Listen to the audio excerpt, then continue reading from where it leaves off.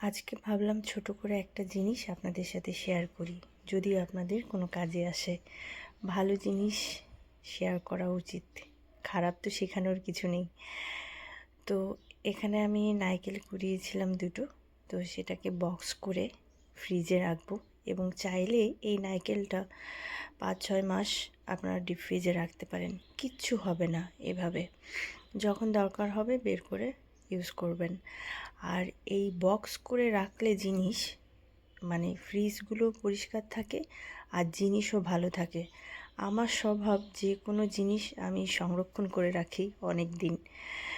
তো আর আজকে করেছিলাম এখানে উচ্ছে দিয়ে ডাল, মানে উচ্ছে যে যেটা বলেন, আর করেছিলাম একটু মাছ ভাজা। এই সিম্পল খাবার আজকে ছিল, তো সেটাও একটু শেয়ার করে নিলাম আপনাদের সাথে। আর সবাই ভালো থাকবেন, সুন্দর থাকবেন, সুস্থ থাকবেন। ভিডিওটা ভালো লাগলে একটু লাইক কমেন্ট শেয়ার করবেন। আর এই যে বিকেল হয়েছে, তাকে নিয়ে একটু বেরোতে হবে, সারাদিন তো ঘরে থাকে। তো টাটা।